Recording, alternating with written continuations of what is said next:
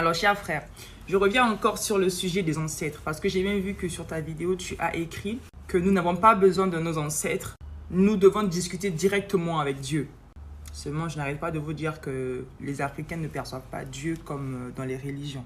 C'est quelque chose de très, très différent. De base, il faut savoir que tu es toi-même un ancêtre. Tu ne te rends pas compte, mais tu es toi-même un ancêtre. Dans nos langues africaines, moi, j'appelle ma grand-mère par Coco. Et ma grand-mère m'appelle par Coco. Je vais essayer un peu d'expliquer cela pour que tu comprennes mieux. Dans la philosophie africaine, lorsqu'un enfant vient sur Terre, c'est un ancêtre qui s'incarne en fait en lui. Parce qu'à la base, nous sommes des êtres spirituels. Notre vie n'a pas de début, notre vie n'a pas de fin. Nous sommes des êtres spirituels de base. C'est ça qu'il faut connaître. Alors, refuter tes ancêtres, c'est te refuter toi-même. Et puis, qui parle d'ancêtre? L'ancêtre, c'est pas seulement celui qui a vécu avant toi. L'ancêtre, c'est aussi toi-même. Parce qu'en toi, tu portes les gènes de tous tes ancêtres. À travers ton ADN, tu es relié à tes ancêtres. Donc, tu es toi-même un ancêtre. C'est pourquoi tous ceux qui s'y connaissent dans la tradition africaine, lorsqu'on attaque les ancêtres, c'est comme si on les attaquait. Parce qu'en vrai, tu t'attaques toi-même. Et quand tu décides de ne pas honorer tes ancêtres, mais mon cher, tu te fais une guerre à toi-même. Et tu ne te rends pas compte au fait. Parce que le vrai ennemi de l'Africain, c'est lui-même. Il se fait lui-même la guerre sans s'en rendre compte. Tu détruis ta personne spirituelle au fait.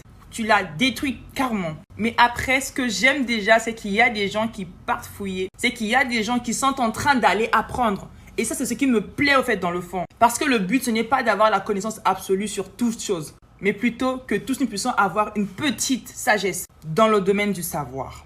Jusqu'aujourd'hui, je me pose la question, mais quelle est la chose qui attise tant de haine aux Africains envers leurs propres ancêtres, envers leur propre tradition, leur propre spiritualité, leur propre culture, leur propre héritage, leur propre patrimoine culturel? Comment vous pouvez avoir tant de haine envers une chose qui vous appartient? Prenez l'exemple sur les Juifs.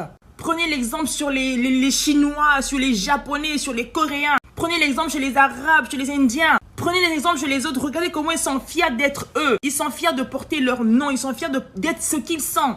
Pourquoi quand ça arrive en Afrique, il y a toujours des personnes qui vont commencer à dénigrer, non pas seulement leur ancêtre, non pas seulement leur histoire, et pire encore, leur propre tradition qui est à l'image de leur culture, donc leur propre identité.